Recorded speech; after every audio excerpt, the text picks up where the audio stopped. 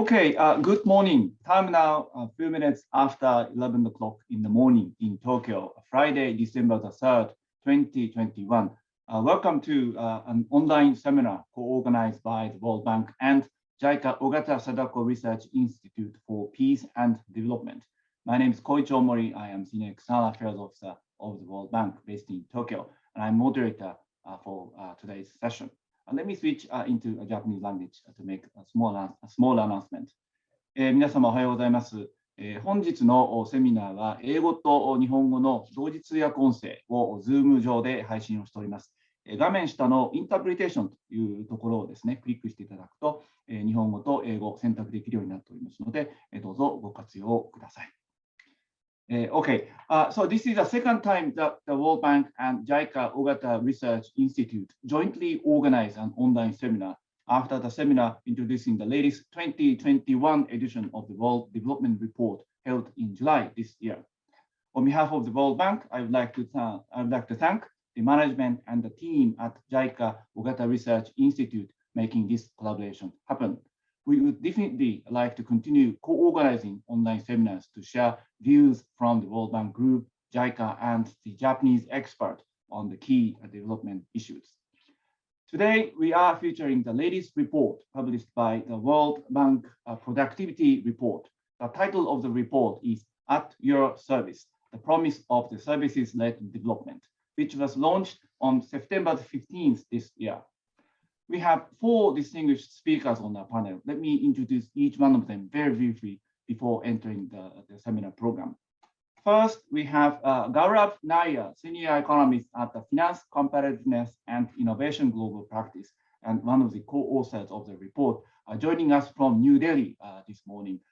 Good morning, Gaurav. Thanks for joining. Can you hear me? Good morning. Yes, thank you. Great. Thank you very much. And then we have Mary Hallward-Remeyer, the Senior Economic Advisor at Finance, Competitiveness, and Innovation Global Practice. She is also one of the co-authors of the report.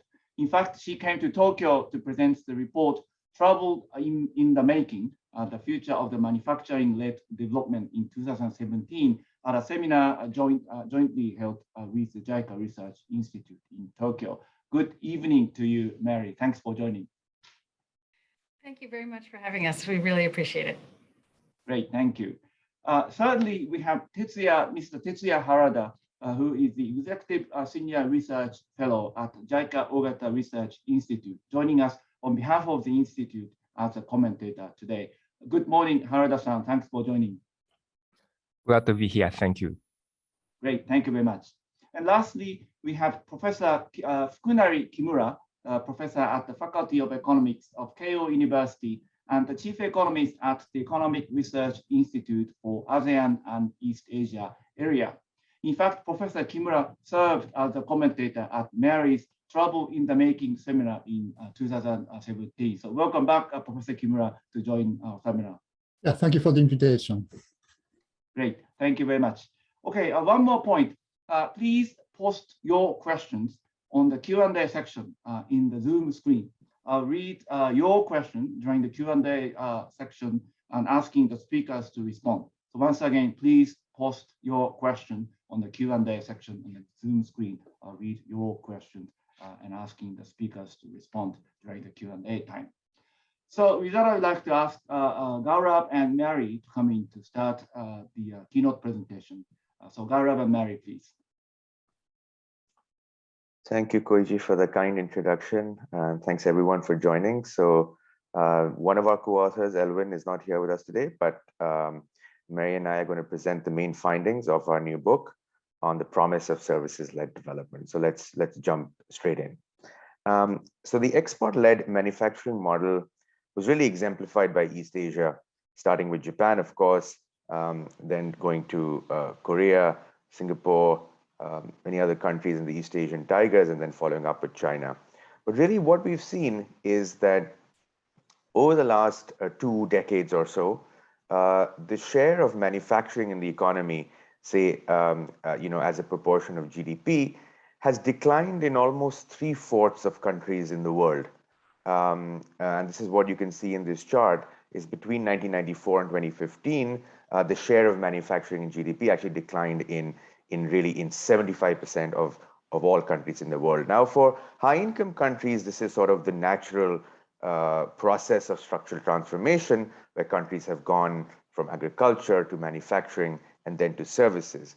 But many of these countries which have seen the share of the manufacturing in GDP decline over the last 2 decades are actually not only high-income countries, but many low and middle-income countries as well. And you can see at the top end side of the chart, some of the East Asian countries are still the countries which not only had large manufacturing sectors as a share of the economy in the mid-1990s, but even till the sort of 2015 and after, many of these countries still retain a relatively high share of manufacturing in GDP, even though in some of these countries it has declined in these 20 years.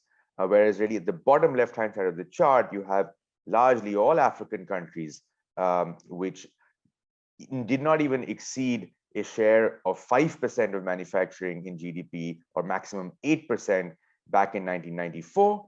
And even by 2015, these shares either largely remain unchanged or even declined over this time period.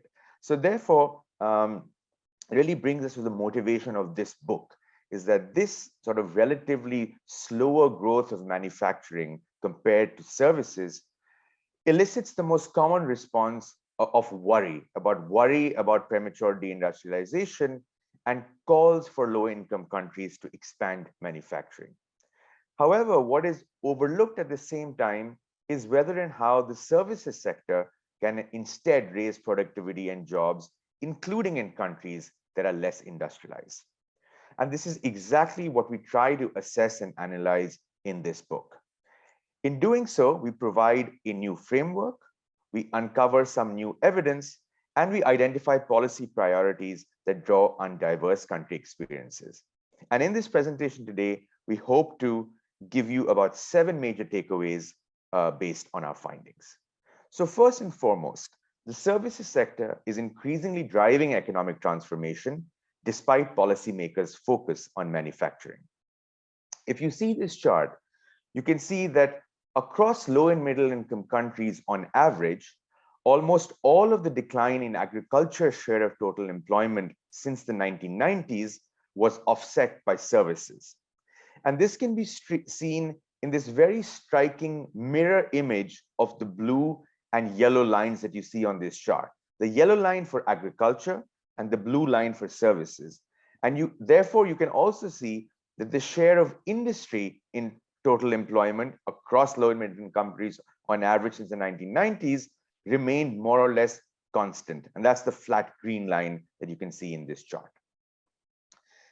Now, this pattern of structural transformation is widespread, and this rise of services is quite uniform across low and middle income countries in different regions of the world.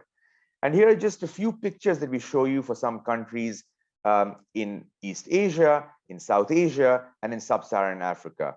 And you can see that while the share of industry has increased more so in some countries than in others, for example, you see a much more discernible increase in the share of industry in Vietnam, in Cambodia. You see less of it in India, in Bangladesh, or in Nigeria. And on the right-hand side, we have Korea and Japan, which are, of course, much more advanced economies, where it's not surprising to see that the share of industry has remained more or less flat or even declined. And this is sort of the more natural process of structural transformation that one would expect. Now, along with this widespread expansion of the services sector in developing countries, what is also discernible is the fact that labor productivity growth in services has also been strong over this period since the 1990s. And what you can see in this chart is that with the exception of East Asia and Eastern Europe, where labor productivity growth in industry exceeded that in services, in other regions of the world in developing countries, labor productivity growth in services matched that of manufacturing. And this is particularly true, for example, in South Asia or in Sub-Saharan Africa. But what is also interesting is if you only look at the blue bars, which represent labor productivity growth in the services sector.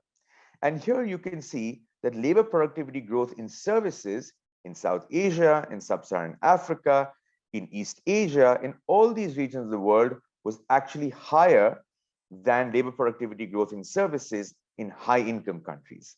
And this suggests some evidence of convergence and the fact that the expansion of the services sector has helped narrow productivity gaps between lower and higher income countries.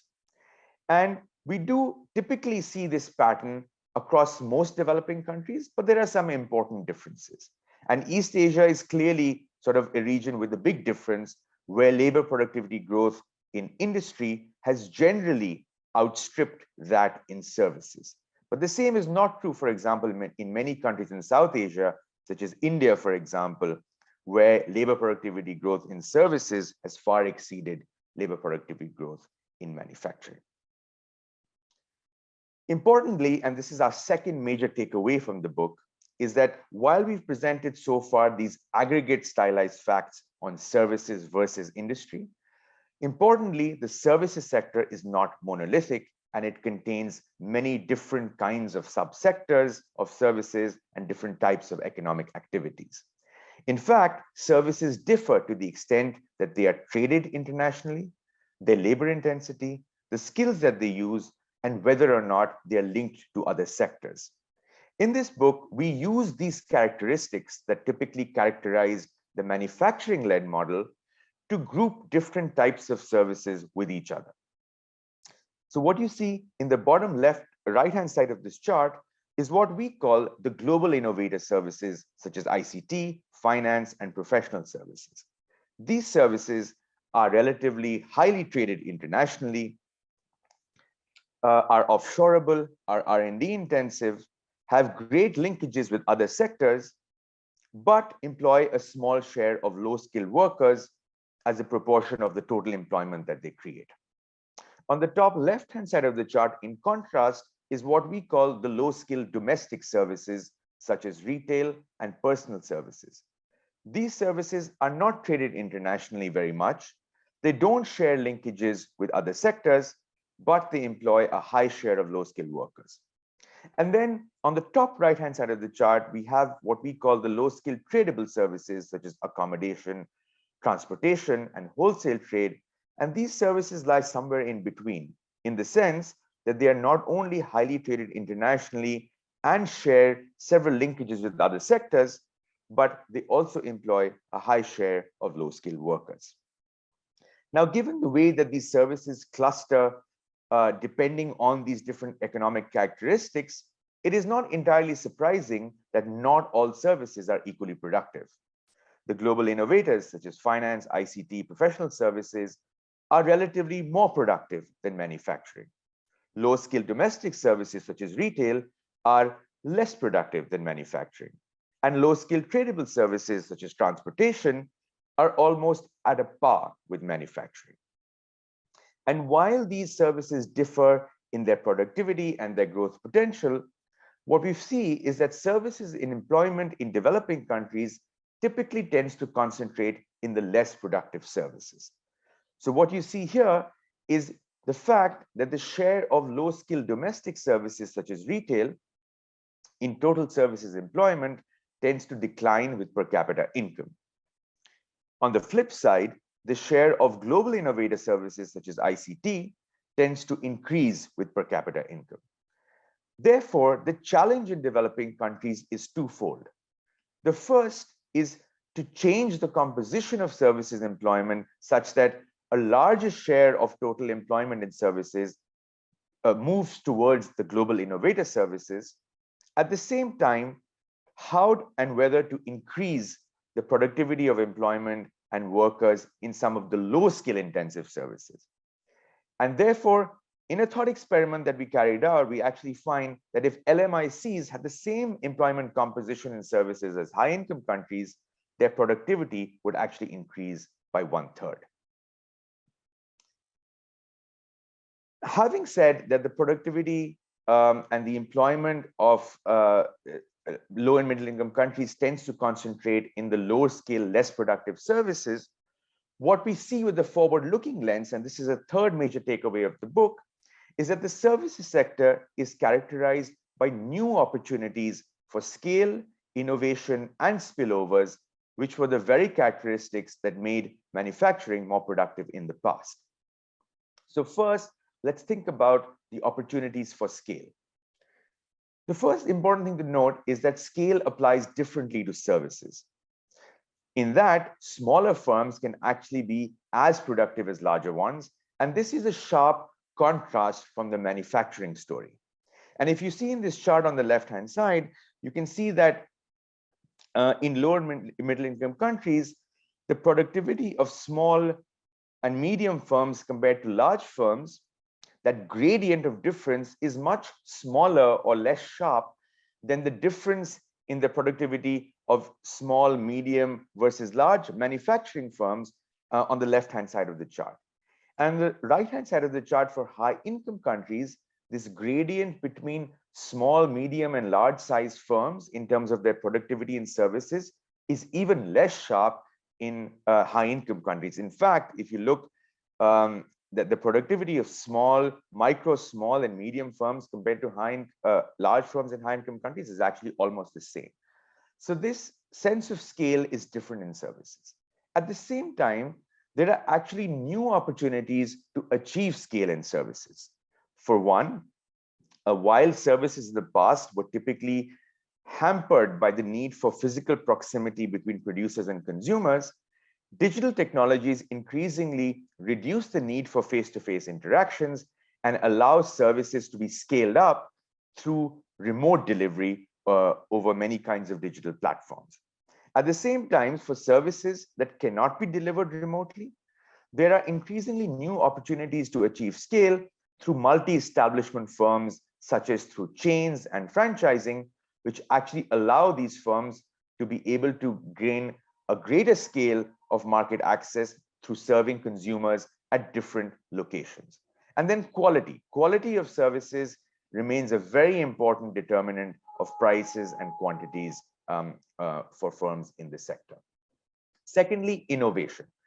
What we saw in the past with manufacturing is that innovation was typically led by physical capital accumulation. Physical capital accumulation is relatively less important in most services sectors, and it is intangible capital that is driving innovation. If you look at the left-hand side of the chart, it is investments in software and data which have increased most discernibly over time in the global innovator services, in fact, much more than it has, say, for example, in manufacturing.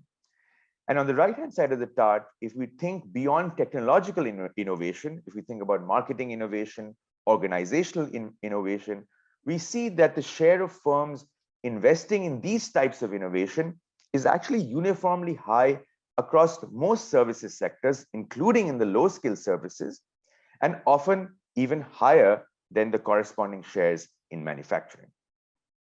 Lastly, spillovers. What you can see in this chart is that services that are linked to other sectors, so services that are on the right-hand side of the horizontal axis, these are the very services that also tend to be more productive. And what you see is that most of these services on the top right-hand side of the chart are the global innovator services such as IT, finance, consulting, R&D, etc. But you also find that there are some low-skill services such as wholesale, some transportation services that are actually also services that are linked to other sectors and more productive relative to manufacturing. So this again highlights the importance of linkages and how services can provide spillovers through these linkages. Great. So what we then wanted to do was to look and see, on this promise of services-led development, how some of the kinds of trends that Gaurav was just going through can affect the potential for services to contribute to development. So whereas manufacturing had this ability to absorb sort of low-skilled labor and create a lot of jobs, and at the same time raise productivity over time, as Gaurav had said, under services, traditionally, there's been this dichotomy, right? So you have more job creation in the low productivity areas and less in the services that were creating higher productivity gains. But the three trends that Gaurav was going through are providing ways to show that this dichotomy may be narrowing over time, and therefore helping services be that much more of a promising vehicle for development. So first of all, the opportunity for scale, particularly through digital, including digital platforms that provide wider access to larger markets, and being able to use intangible capital to, again, help make different small businesses that much more productive is really quite possible. So an example, this could be restaurants or retail, really being able to sell their goods to a wider market through platforms. There can also be other kinds of efficiency gains with ICT-based automation, whereas the creation of some of these kinds of applications can be quite sort of skill intensive. Using them doesn't have to be. And so small retailers can really be able to innovate using digital applications that can automate tasks such as inventory management and accounting, and thereby help some even low-skilled small retailers be that much more productive. And then finally is this linkages and the opportunity to be able to have broader spillovers through the economy. And that a number of the lower skilled services are really important in enabling a broader set of transactions to happen. So examples through wholesale and warehousing services that can be really important in the export of goods more broadly, and therefore a way of, as demand for goods may be going up, of spreading the benefits to a wider segment in the economy. And I want to just sort of underscore the importance of these spillovers, particularly through a lot of these digital and business services. So this is an example comparing Bangladesh garment industry and the value added per $1,000 of exports broken down between the unskilled and skilled labor compared to Philippines and business services. And what you can see is overall, the labor value added is higher, although the sort of direct, if you took the dark yellow and blue bars, would be about equal to the Bangladesh garment industry. When you take the indirect impacts and these spillovers through the forward linkages into account, the value added is considerably higher. So you've got this sort of knock-on larger sort of multiplier effects through the services.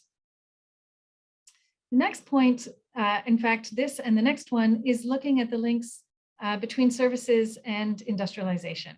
And the first of these messages is that the opportunities to take advantage of services can happen regardless of the level of industrialization. So the traditional sort of linear, first you do agriculture, then manufacturing, then services, is not necessarily determinative, and that there are countries that are being able to jump to services without having first industrialized. So that initial sort of motivation of how much to be worrying if countries aren't manufacturing in the same way, this provides some more sort of comfort and optimism for these opportunities. So this is looking at the share of global innovator services in total service exports against GDP per capita. And so you certainly see as income goes up for many countries, the ability to be exporting these services goes up. But you can also see there are a number of outliers, and we've circled here, so India, Philippines, Ghana, Pakistan, Nepal, Senegal, Bangladesh, that really are outliers at not particularly high levels of income, really being able to take advantage of this kind of services export to contribute to growth. We also see other kinds of services hubs emerging, again, with a number of strong players in developing countries. So on the left-hand side is the use granted on English-speaking platforms to be able to do sort of gig freelance work. And of the 20 countries, 16 of them are in low and middle income countries, with India very much leading the pack. On the right-hand side, we're looking at the top 20 health tourism destinations. And again, all the yellow bars are countries that are low and middle income. And again, a new sort of source of growth. And as we've been learning over the last year and a half plus with the pandemic, a growing number of these kind of services really can be traded digitally, not all, but elements of them, again, opening larger markets potentially to developing countries. At the same time, there are other kinds of services, and here we're looking more at some of the low skill, tourism often related. And again, this can be a source of important growth opportunities, including in lower and middle income countries. So we're circling, again, some of the smaller countries that really are able to use this kind of services as an important driver of growth. So while it is possible to take advantage of services as a vehicle for growth without having industrialized, we wanted to look at the other perspective and just to reiterate the importance of a strong services sector for manufacturing itself. And in fact, this is something that has been growing over time, and the increase of either Industry 4.0 or digitalization underscores the complementarity and important synergies between strong service sectors and manufacturing. So services themselves can be an upstream enabler or inputs into manufacturing. This can be under things like R&D and design, et cetera. And in fact, when you look at the value added of manufacturing exports, about 1/3 of their value added is attributable to the service inputs embedded in them. At the same time, there's also opportunities sort of for downstream complements and a bundling of goods and services. And increasingly, particularly with digitalization, you have more services literally embedded in goods, right? So your phone can be one example. And you've got all the sort of streaming and other kinds of music and movies and social media services that are enabled through your mobile device. You've got car manufacturers that can provide financial services, but many of them, in fact, are now branding themselves as mobility service providers. You've got other kinds of sort of more originally traditional manufacturing companies, things like Xerox, that now 3/4 of their revenues are coming from sort of after services. So that can be in part through maintenance, but a lot of different management and consulting and document support that is provided through this. So there can be incredible growth opportunities on the services. And in fact, to really take full advantage of the manufacturing capabilities, far more, and this is increasing over time, of the value added comes in both this sort of upstream and downstream connections. So I think an important part of the agenda, even for countries for whom manufacturing is a very important part of their growth, ensuring that the services are there strong to complement them is an important part going forward. So then the question is, what do we want to do with this? What are some of the recommendations that come out of it to be able to take advantage of this growing potential that services represent? And we have a 4 T's model on trade, technology, training, and targeting. And so what we've done in the framework and looked at some of these different technology trends and these growing linkages across services is looked at how these 4 T's can expand this space to take advantage of services. So the ability to trade and make what is, courtesy of digital in particular, more tradable, actually traded in practice, to increase the scope for adopting new technologies and some of the kinds of skills needed to take advantage of it, and then making sure, particularly on these enabling services, that we are looking at addressing the barriers and targeting efforts there to really ensure that you can get these larger linkages and spillovers. So on the trade agenda, one of the things that is true is that the nature of the barriers are a little bit different than from some of the goods trade. A lot of it is going to be domestic regulations. And unfortunately, for a lot of our lower income countries, there are more restrictions there than in high income countries.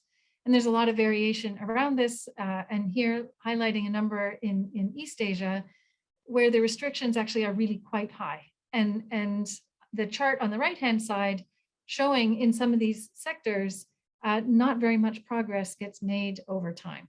So I think this is an agenda that can open up more possibilities, but hasn't had as much focus and unfortunately to date as much progress in really being able to unlock some of these potentials. So I think that's something that really needs to lead off the reform agenda going forward. Also to note on this, that the mode of trade for services can vary across different kinds of sectors.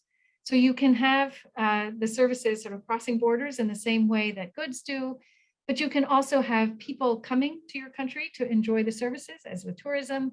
You can have capital moving abroad in the form of FDI to provide services abroad, and you can have workers moving abroad to provide services as well. So the nature of the kinds of regulations to look at is going to vary by mode of delivery of service, and therefore will be different too across some of these different types of services. So where to look for reform efforts needs to take this into account.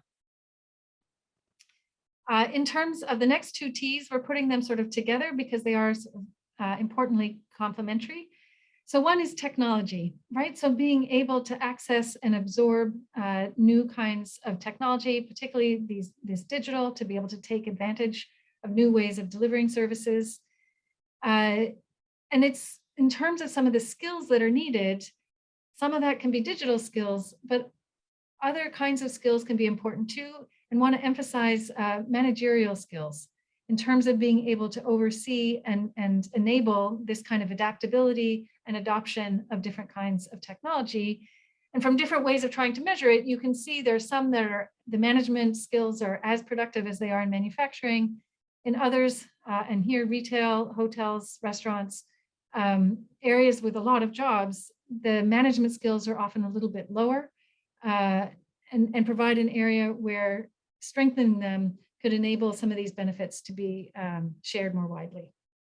At the same time, from workers' sides, there is a recognition that skills is an important agenda for them too, to be able to access a number of, quote, better jobs as well. So paying attention to the worker training agenda is important as well. And then finally, on targeting, just to recognize that the degree to which services can have these enabling broader impacts does vary. And some of these global innovator services are ones that have some of these larger impacts.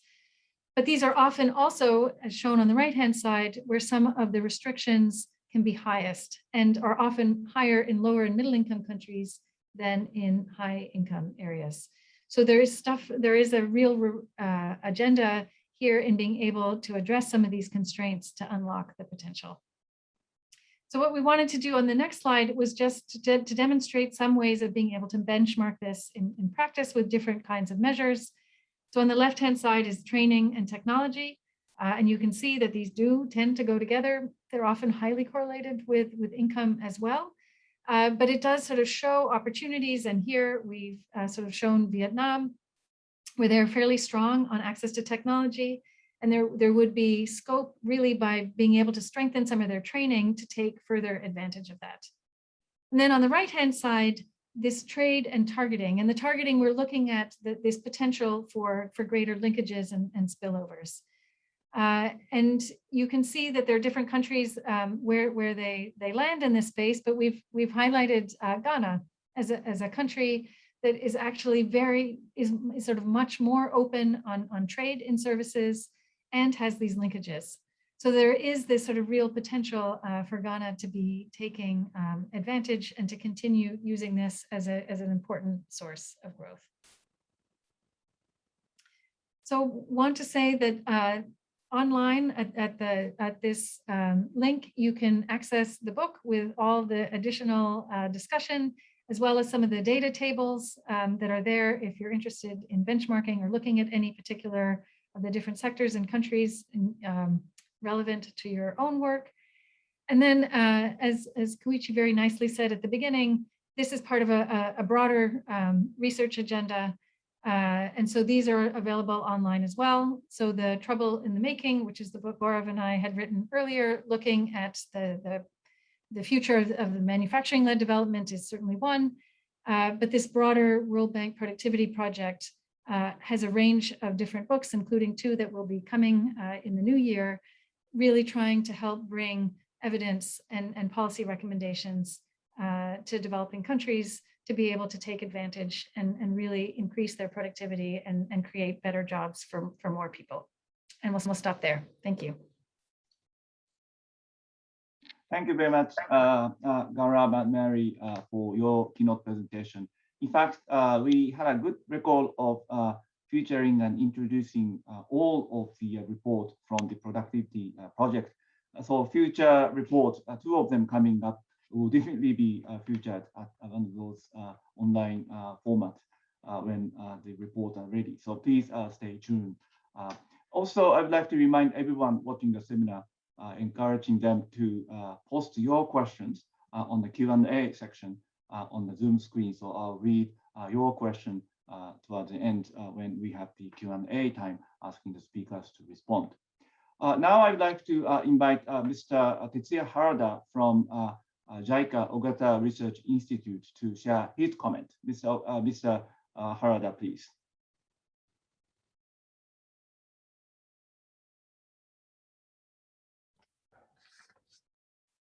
Okay, I think everyone can see the slide, right?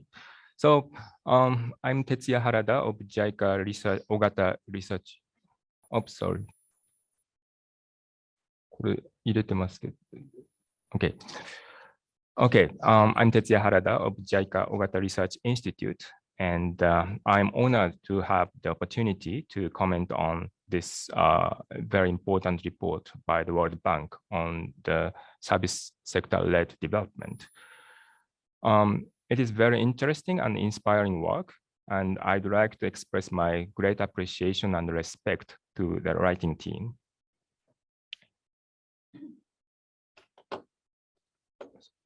So the thing I like the most about the report is that it discusses the service sector at the subsectoral level, categorizing them into 4 groups. I think this is very relevant given the diversity of the sector, and I hope that this approach becomes the standard framework for discussion about the service sector development. The report also provides interesting and encouraging observation about the topics such as whether the service sector can grow without a manufacturing base. So my main comment is about the regional perspectives. Regional context and conditions could be important. So it would be useful to look at the issue from this angle. So let me discuss it with charts for a while. And I will also touch upon the role of FDI maybe later if time allows. So this is to compare the non-agricultural employment distribution and labor productivity in Asia and Sub-Saharan Africa. This is similar to Professor Danny Roderick's famous productivity analysis. So the vertical axis is labor productivity of each subsector. I standardized this, making the Asian manufacturing productivity in 2000 as 100. This is based on the data prepared by the University of Groningen. And please note that the numbers may differ from other sources because this is the aggregate of the selected countries that original data covers. And I also excluded some subsectors for simplicity.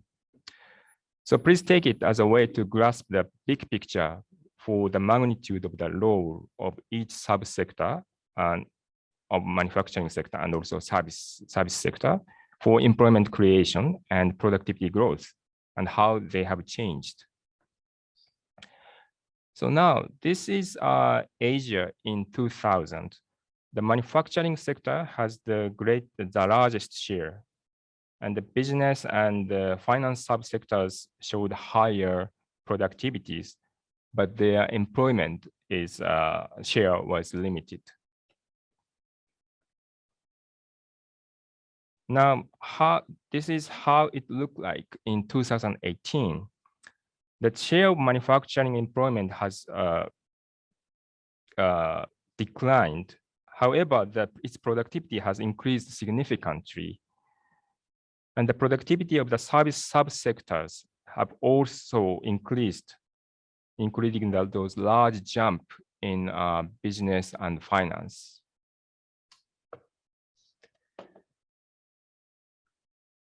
Then what about the sub-Saharan Africa? This is the situation in 2000. Manufacturing employment share is lower in sub-Saharan Africa here. So this could be, yeah, that's right. And then let me move to the sub-Saharan Africa in 2018. So manufacturing share become even smaller here. So this could be the sign of the famous premature deindustrialization. However, more serious issue is that the labor productivity of each sector has not really improved or even deteriorating. So in terms of the employment share in Africa, retail and other segments here is still important. So some firms in this segment can develop their productivity with IT or digital technology, but others may not reach that level very easily. Here in this segment, very traditional, informal, or almost informal business were also here in this segment. So special attention may be necessary to this segment to deal with the risk of sort of increased inequality. I think which the bank report also suggested that. There is also some encouraging move here, like there is increased employment share in business and finance in Africa, although we haven't seen so much productivity growth here. So my overall point is that in Asia, both manufacturing and the service sector has grown together. And possibly both sectors have already been helping each other to increase respective productivity. Once the productivity of the manufacturing sector increased, income has grown, and then which made the demand for services also increase. And subsequently, the service sector plays more and more important role to improve the manufacturing productivity, and also it become more important in the setting like a global value chain. In sub-Saharan Africa, it should be more important to identify what prevents the productivity growth of both manufacturing and the service sectors. This could be a regulatory environment or lack of basic infrastructure, such as electricity, even before IT networks. So we expect that the digital technology may accelerate African development, but we should not forget getting the basics right also. So my point is that the region and country-specific context is still important, and the tailored approach would be necessary. Let me, for the FDI, just I go very quickly about the role of FDI. So foreign direct investment in the service sector can become also important beside the service trade. In Vietnam, for example, at least before the COVID, there's a growing number of FDI in the form of M&A in the service sectors, such as food and retail. It is in response to rising domestic demand. So another interesting topic would be that whether the FDI will play more important role in the service sector development, like through technology transfer and so on, like the case in manufacturing in the past, or the service sector development can be more domestically driven. So it would be great if we can hear some additional thought from the team. So I will stop my comments here, and thank you again for this opportunity. Thank you very much, Mr. Harada, sharing your comment. Before inviting the Professor Kimura, let me remind the viewers to one point. When you write your question in the Q&A section, of course, you will be, you will be welcome to write in Japanese also, as we have the Japanese-English simultaneous interpretation broadcasted through the Zoom. So please do not hesitate to write your question in Japanese also. With that, I would like to invite Professor Fukunari Kimura, professor of the Keio University, to share his comment. Kimura Sensei, please. Almost, thank you. Gareth, Mary, thank you very much for excellent presentation. Let me share my screen. Just a moment. Harada-san, could you close your shared screen?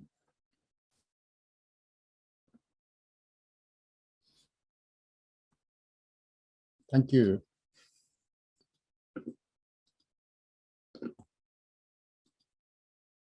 Thank you very much. I think the report is a very, very important one. Actually, I'm reading the whole report with my students, and the contents are very rich. So the presentation was only for 35 minutes today, but it's really important to see the whole picture of the report. At the same time, the details are very useful for thinking about what to be the potential of services sector for economic development. A general appreciation is coming from a big picture. I think that this is a sort of extension of the line of research, so trouble in the making, talking about the future of manufacturing-led development with digital technology. Actually, from the East Asian experience, we know pretty much that the development path from low income to upper middle income by participating in international production networks or second unbundling. However, digital technology is coming, and that may erode, weaken the foundation by altering the basic structure of international division of labor. So East Asian countries are thinking of how to deal with this issue, definitely. But the report is actually really important to explore the possibility of service-led development scenario. For countries lagging behind in manufacturing-led development, certainly how they can utilize the services for the overall economic development, that's a very, very important issue. And that's actually the main focus of this report. But also for countries already in upper middle income, like Thailand, Malaysia, Philippines, maybe Vietnam too, but facing difficulty in the last step toward high income. Again, we are observing a weak connection between manufacturing and digital businesses, or sort of like high quality services. So I think the report is giving us a lot of clues for thinking of those kind of issues. I think it's very important to reconsider services in development. So conventional model is manufacturing led. We always recommend that the manufacturing is very important, probably essential for economic development. However, we observe that not all low and middle income countries seems to be capable of doing it. Some people say that premature deindustrialization is observed. And also digital technology may change the relevance too. So service-led development is possible or not, this is an extremely important question. The traditional image of services is like low productivity, less innovative. This is just an absorption of redundant informal labor, very domestic, non-tradable. So that's a sort of an image of services. However, business model innovation and also digital technology may be changing very drastically the perspective for the possibility of service-led development. So the report is a big report, actually. Basically, in contrasting with manufacturing, how we can look at services in a not just a static manner, but also dynamic manner in low and middle income countries. One starting point is the contrast, a sort of dichotomy, they say, a sort of a dichotomy between productivity and jobs. Some service sectors are high productivity, but not generating a lot of jobs for unskilled labor. The other side is at the low productivity, but generating a lot of employment for unskilled, low-skilled people. So actually, that is so-called a dichotomy. The dichotomy was a little bit looser in manufacturing sector, at least in the past, but that may be changing actually. Then they are really looking at, say, the dichotomy is really changing over time, particularly with digital technology. So services are classified into 4 subsectors, as Harada-san talked about. 2 are relatively high skill. The other 2 are relatively low skill. And also, so 2 are pretty much open to trade. The other is pretty much domestic. Then they are looking at the productivity and jobs in detail. And the productivity has 3 elements: scale, innovation, spillovers or linkages. So that's a sort of framework that looking at the dichotomy in a little bit more micro level. Then the second chapter is very good for students, actually. So it's a sort of really nice literature survey, making a sort of summary of evidences from firm level data. So picking up age stylized facts. That's really nice. I like to advertise this age stylized facts from now on. And then the third chapter is talking about the implication of technology. 3 technology-driven trends. One is a reduced proximity, so overcoming geographical distance. That includes tradability in the context of a cross-border too, and the greater automatability. More automation can be introduced, and also rising intangible capital intensity. Actually, physical capital investment tend to be small in services sector, but the intangible capital is very important. Then the 4th chapter is talking about the growth opportunities in services, starting from the servicification in manufacturing and other industries, and the explosive increases in services exports, and also services are working as an upstream enabler and the downstream complement, working with manufacturing and other industries. Then policy implications are 40s, trade, technology, training, and targeting is proposed over there. Particularly the trade portion is really in detail, including data issues. Then conclusion is discussing service-led development. So I think that it's really worthwhile looking at the report page by page because the contents are very, very rich. So 3 questions. So coming back to a sort of original big question. So it is already partially answered, but I like to have a little bit more elaboration. The first one is, can development go without manufacturing? So some countries are very hard and difficult, in a difficult situation to develop manufacturing. That's true. So maybe inevitable. But so the answer is probably yes from the context of the book. Actually claiming that the services can develop even without manufacturing. However, certainly the natural question would be whether or not we can be confident in going without manufacturing, only with services. So productivity and jobs in 4 categories of services, that is really discussed pretty much in detail, but how we can think of that at the whole overall level, and also the magnitude of export potential. Some will be worrying about. So countries would like to earn some enough foreign currencies.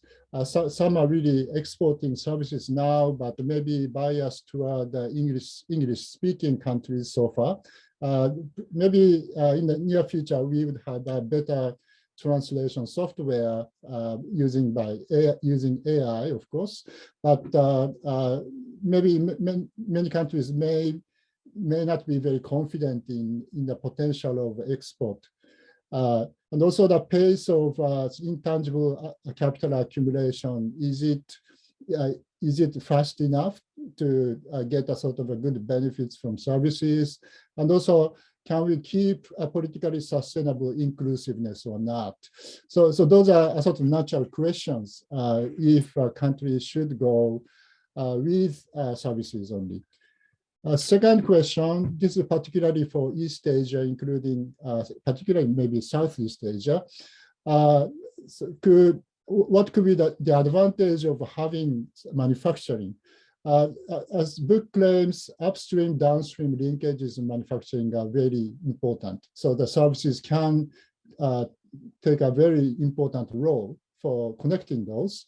However, actually, if we look at countries, particularly in Southeast Asia or maybe India too, manufacturing and the skill-intensive services or digital businesses do not seem to connect well. So manufacturing activities are pretty much dominated by multinationals, particularly for machinery industries, and that is placed as just a part of their big networks. So the only limited types of tasks are given to developing countries. On the other hand, skill-intensive services and digital businesses are done by young guys over there. It's not really connected to manufacturing industries, actually. So they are doing really a sort of separate things, and the connection is really not really working well. So how can we utilize manufacturing beyond this point? That is what many countries in Southeast Asia are thinking of.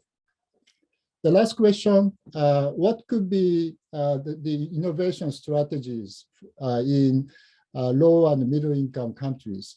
So I think manufacturing is based on incremental, gradual innovation. Those are typically low risk, low return, but the big research and development is needed in the long run perspective.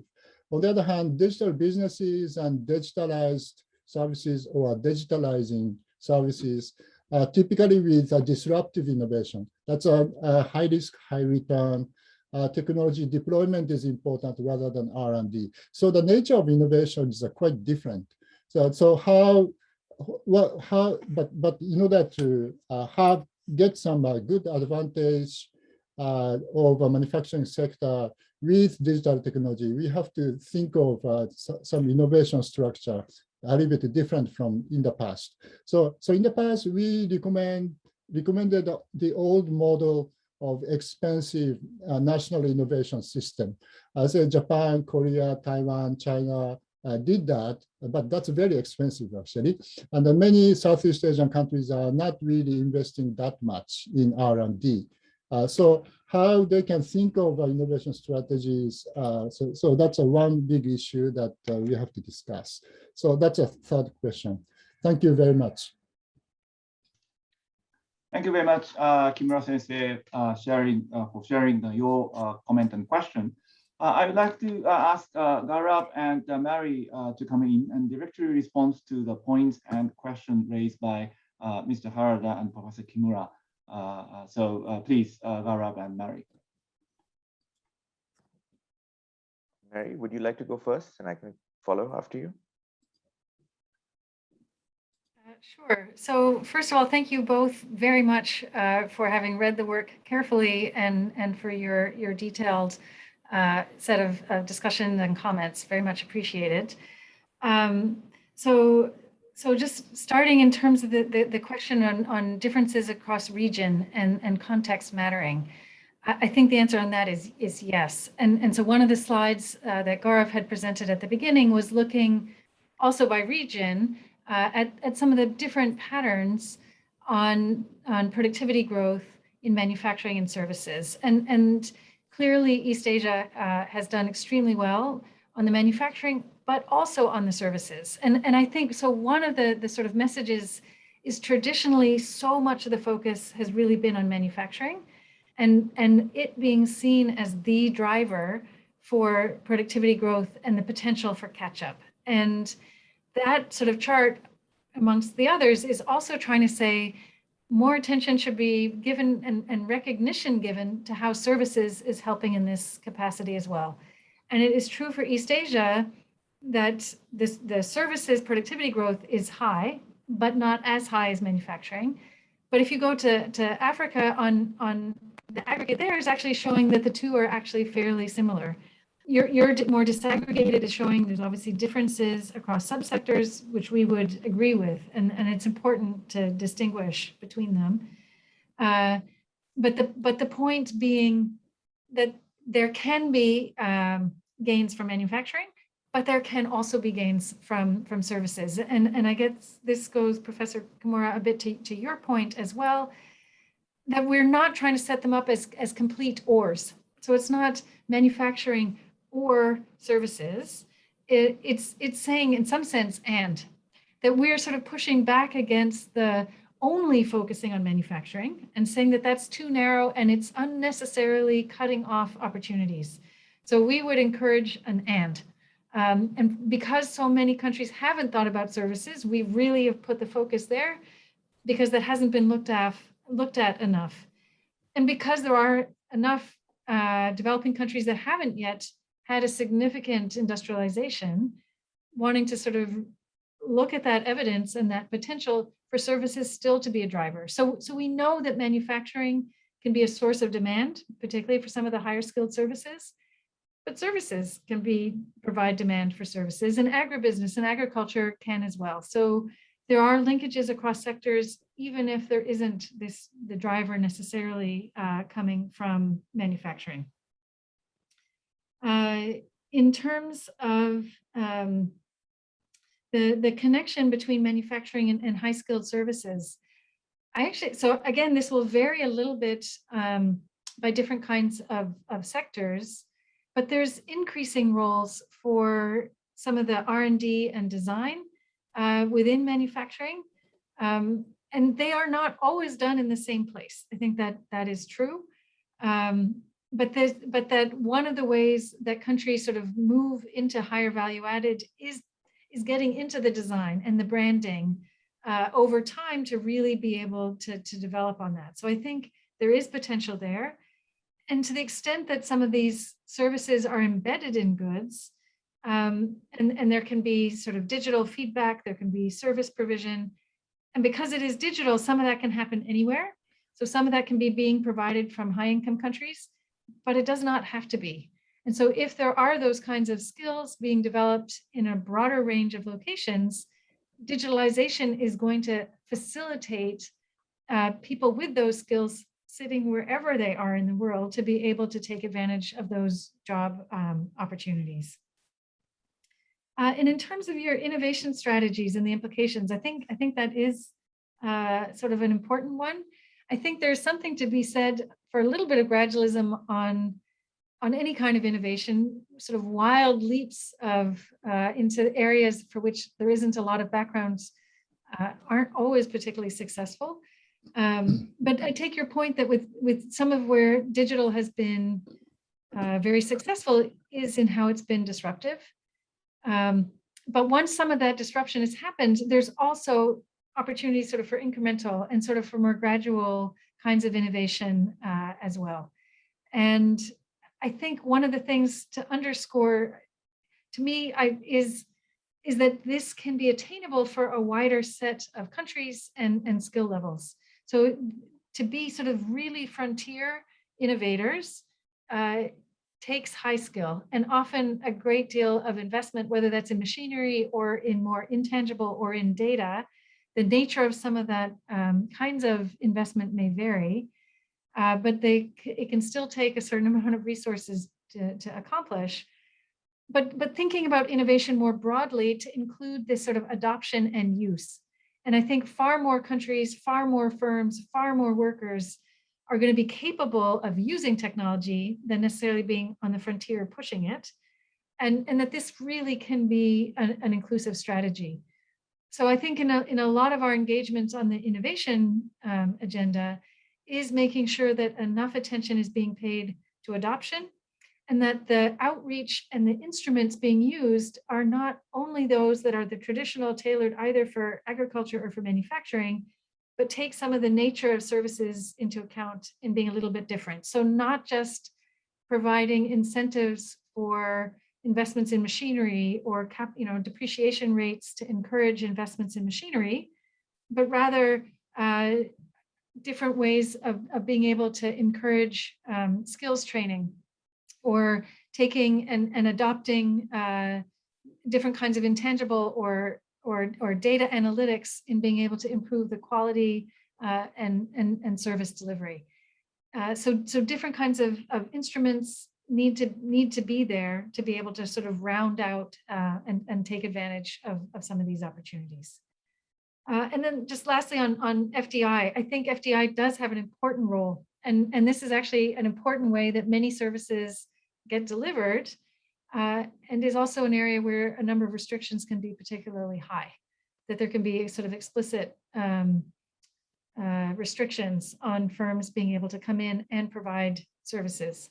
So I think this is actually a really important area that countries need to look at, not just an opportunity for them to be moving abroad, but also to import and bring services to their countries and have that technology diffusion by paying attention and looking for ways to reduce some of those constraints. But Gaurav, over to you. Thank you to both of you for, just to echo Mary, for your careful reading of the book and for your deeply insightful comments. And thanks to Mary, I think she's answered almost all the questions. But let me just add a couple of thoughts. I think just to sort of where Mary left off on the FDI, I think that's exactly right. And I think it's important to remember both the exporting and importing side that FDI brings with it. So I think what often sort of goes unnoticed, and I think Mary showed this in one of the charts, was that actually FDI is the most dominant form of exporting services across most services subsectors.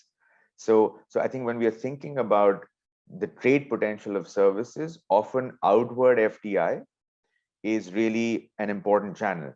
And I think this could be leveraged by developing countries as well. And I think it sort of extends the argument of branding and franchising. The fact that services providers can scale up, even where remote delivery is not possible, even in those services, firms can scale up to providing in multiple locations. And these multiple locations don't have to be in the same city or the same country. They could even be overseas. And I think, so that's an important part, I think, to sort of emphasize. And then on the importing side is exactly what Mary said, that often in many developing countries where you actually don't have the requisite quality or amount of important enabling services, such as in telecom or in transportation, then actually inward FDI, much like the old manufacturing story, can actually help provide sort of these, help provide competition, help provide high quality inputs, which can then have these knock-on effects in manufacturing and in other sectors. And I think there's actually quite a large literature that even predates our research, which actually documents how FDI liberalization in many of these enabling services, such as in India, in the Czech Republic, in Africa, has actually improved productivity of many downstream sectors. So I think it's important to keep in mind both these aspects of FDI. Just very quickly on innovation, again, I think Mary covered most of it, but I think it's just, and sort of what Professor Kimura actually said himself, is that I think the way innovation policy and science and technology policy generally has been formulated in most countries is through a lens of manufacturing and agriculture.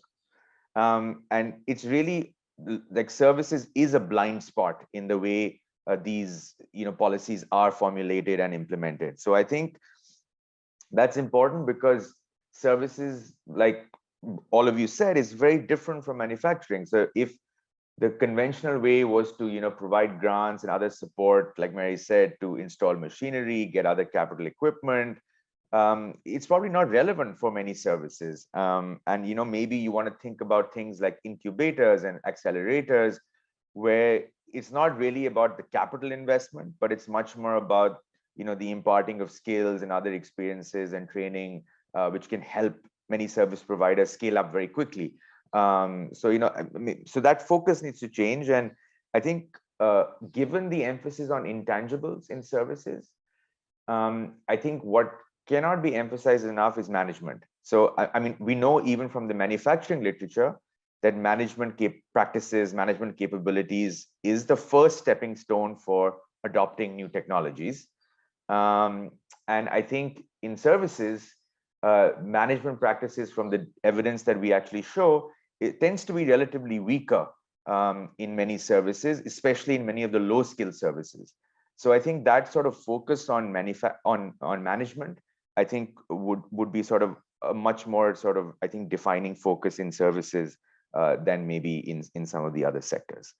And then just to finish off with, I think that the big question that was asked, and can development go without manufacturing? And yes, we have answered that partially in our book, but I think Professor Kimura's points, just to dig a little bit deeper, maybe just very quickly on them. I think the one important message is that yes, there has been this dichotomy in the productivity in jobs, but with digital technologies, with the growing linkages, these trade-offs or this dichotomy is narrowing. I think that's an important message to take forward. On the magnitude of export potential, I think this is again a sort of very legitimate concern. And while when we think about exporting, we often think about only the direct exports of services, and that is important, that is happening, that is likely to grow. And I think Professor Kimura said, and we have that in the book as well, with machine translation, maybe many non-English speaking countries can also, share in the spoils of these exports. But I think what's then forgotten often is that services are also exported indirectly a lot. And I think that's not talked about enough. And even in the WTO language of Mode 5 trade, it's basically services embedded in goods. And these goods don't have to be manufactured goods. So I think, yes, a part of the story is the linkages with manufacturing, but it could also be services being exported through their links with agriculture or with many, resource industries in resource abundant countries. So that is sort of another thing that I think people don't talk enough about. On the third sort of facet of the pace of intangible capital accumulation, I think here, the problem is also just data and how we measure it. And I think that's a big challenge that even we face while writing this book, is that it's really, really difficult to measure intangible capital.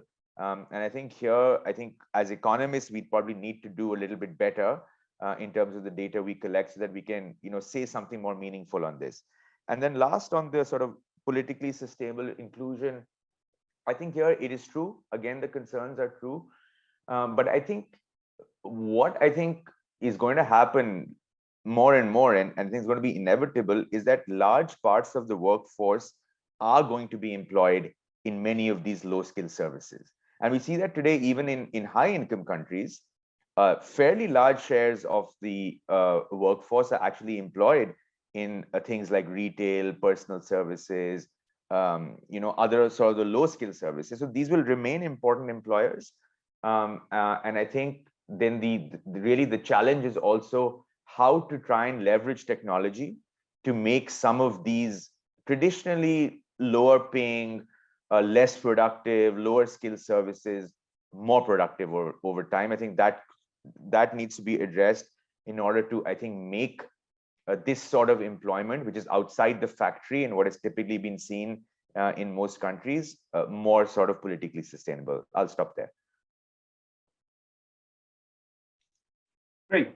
Thank you very much for your responses to Mr. Harada and Professor Kimura's comments and the question. We received many points actually from the audience on the Q&A section. Thank you very much for your question. Let me read some of them. Then I'll ask Gaurav and Mary to respond. Then toward the end, I'll invite Harada-san and Kimura-sensei to give us a final thoughts. And then Gaurav and Mary really to wrap up the final remarks, and we finish the seminar. The first one, the very first comment or question that we received from the audience, this is very first one. COVID-19 hit much on the particular services sectors. What is your recommendation on preparing measures to avoid such issues in the future? So preparedness and what we can do for the future, the pandemic situations in the service sector. That's one. Then we received a similar question from the two person. This is related to the migration. Question from Aria-san. Have you got any findings on the relationship between rural and urban migration and the increase of the service sectors? About between international migration and the service sector? So migration question. And then related to this question from the anonymous participant, with the development service sectors, how do you predict people's movement, including migration? Won't it occur concentration of low skills jobs by developing countries and brain drain of high skilled workers from developing countries? So that's a migration related question. Then question from Kobayaka-san, thank you for your question. As indicated in the box 3.1 of the book, there are some indications that servitization would lead to economies with lower carbon intensity. Are there any discussion going on in the World Bank over any linkages between servitization and climate change mitigation effect? So that's the question from Kobayaka-san. And then another question from Anissa. Thank you for your question. This is question to Mary. You used most data before 2020 pandemic, COVID-19 pandemic. Could you explain the projection of the services and manufacturing productivity growth after the pandemic? So this is a question. And then actually the question to Harada-san from Anissa. So Harada-san, please touch on this point when you share your final thoughts. Would you explain why labor productivity in finance sector from Asia's non-agricultural employment share and productivity in 2018 show very high figure? Arigatou gozaimasu. That's what Anissa says. We have more questions, but let me ask Gaurav and Mary to come in to respond to those questions. And then I'll ask Harada-san and Professor Kimura for their final thoughts. Gaurav and Mary, please. Why don't you go first this time? All right. Okay. Thanks. So let me just quickly say. So first on the COVID-19 impact on services, I think this is a very important question because unlike the previous financial crisis, services have been hit much harder with COVID-19, say, than manufacturing, and we see that evidence, I think, quite clearly in the data that we have collected and analyzed. So, I mean, I'd just like to say that I think the objective here with the research that we did was sort of to take a much more long-term structural perspective, and therefore, did not spend a lot of time talking about the COVID-19 pandemic and its impact. Having said that, yes, no doubt, like particular kinds of services, especially those linked to tourism, have been dramatically hit by COVID. And one can only hope, as vaccines become more widespread across, all countries in the world, that we would have some return, to some sort of pre-pandemic like situation. But I think the big upside for services, in fact, as a result of the COVID-19 pandemic, has actually been, sort of the movement to more digital business models. And really the fact that many of the services that are much more amenable to being delivered remotely, are actually sectors that have not fared that badly as a result of the COVID-19 pandemic. And if we think about things like business services, for example, professional services, a lot of these sorts of services and sectors have actually held up to the pandemic much more robustly than other sectors.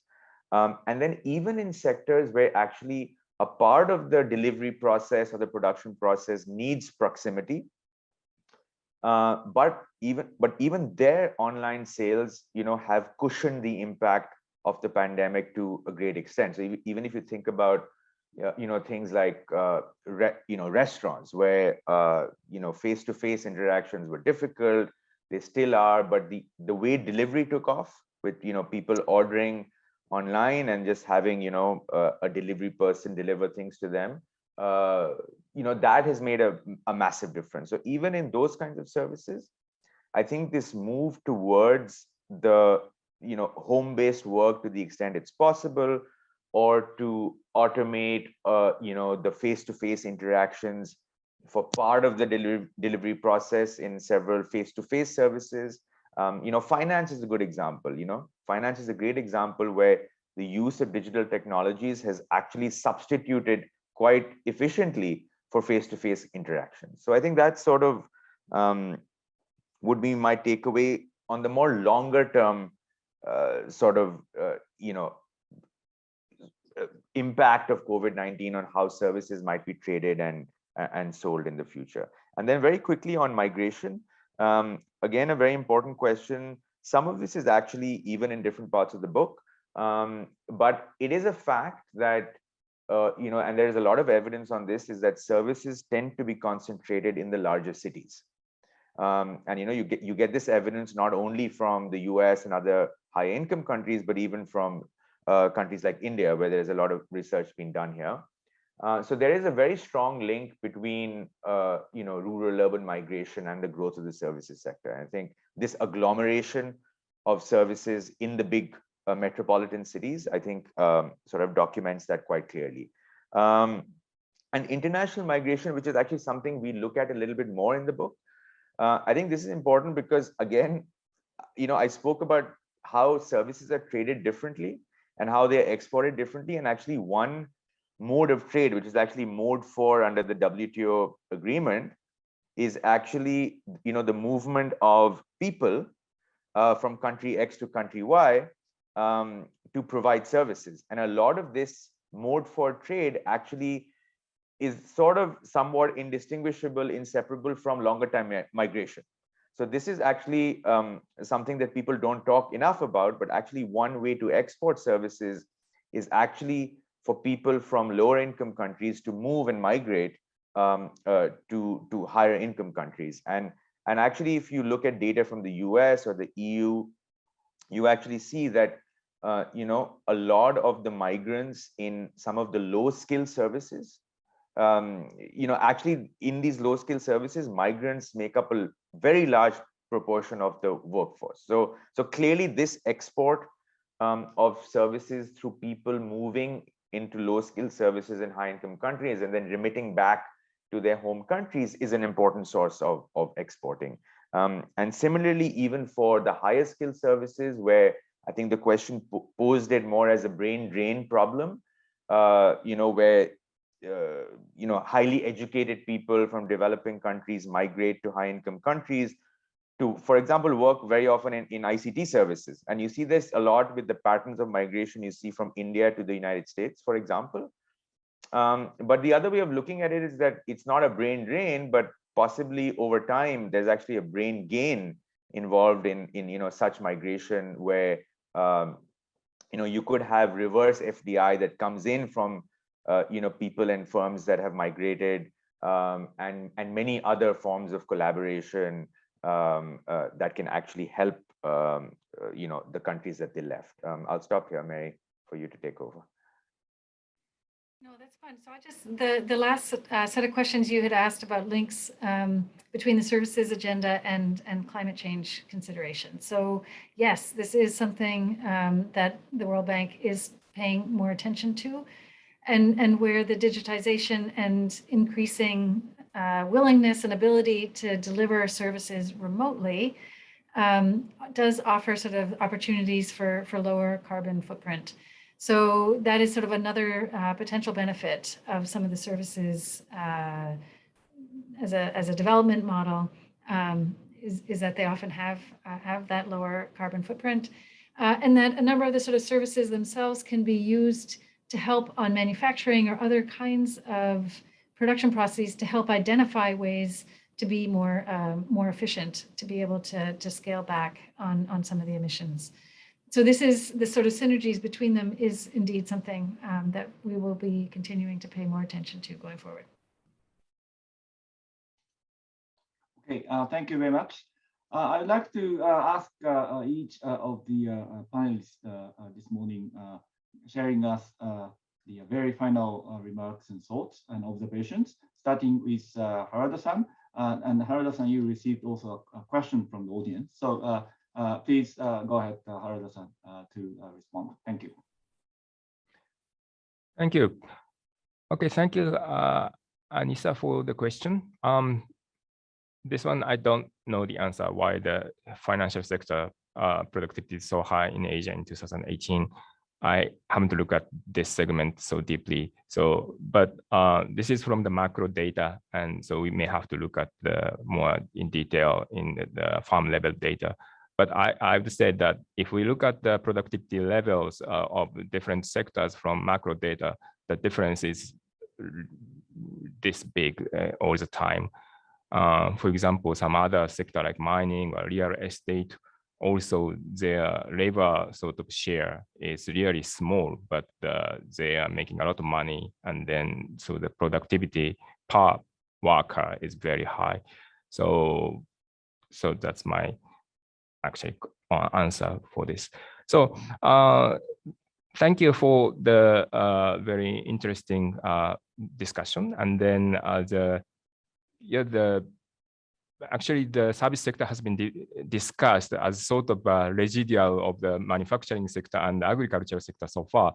So the service sector is really sort of has been sort of a black box, like the report mentioned somewhere. So, but now with this report, we have a much better visibility. So I really believe that this report will advance the discussion of the service sector development and service sector-led development. So thank you again for the writing teams. Thanks. Thank you very much, Harada-san, for your final thoughts. I would like to ask Professor Kimura to come in to share your observation or final remarks. Thank you. Yeah, thank you. I think I learned a lot from answers from the authors a lot too. So thank you very much. I think the framework of thinking of productivity and jobs, that's pretty powerful. If you see a sort of going down to subsectors of services, and we can see that.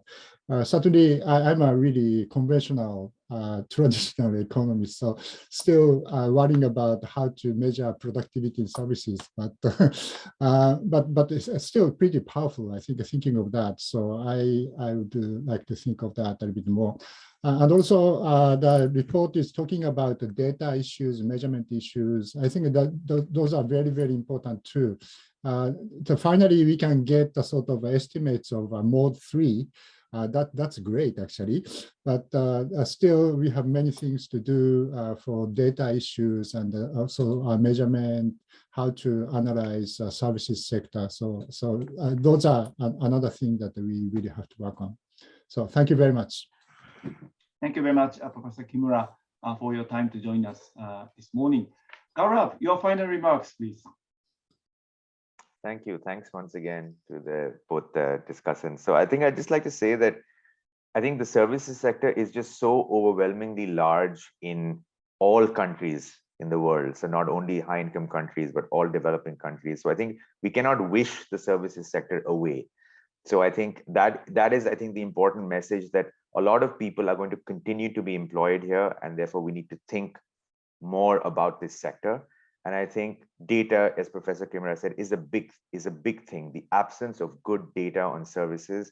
So I think this book is a beginning, but it's just the beginning of a journey where I think all of us need to put much more of an effort into collecting better data on services so that we can continue this line of research. Thank you. Thank you. Mary, final words from you. Great.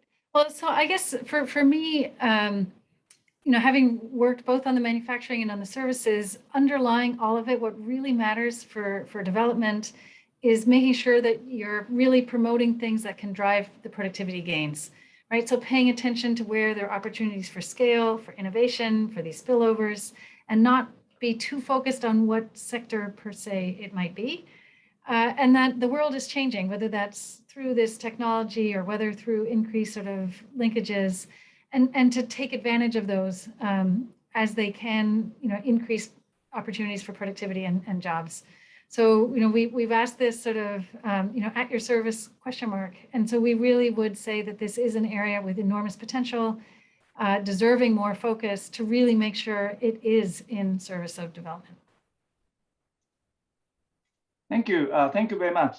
At the end, I would like to mention once again that World Bank and JICA Ogata Sadako Research Institute for Peace and Development would like to continue looking into opportunities to co-organize online seminars, noting that 2 more reports are coming out from the productivity report very soon. So please stay tuned. Till then, stay safe, stay healthy, and thank you very much, everyone, for watching the seminar. Thank you. Thank you very much. Thank you. Bye. Thank you. Very much.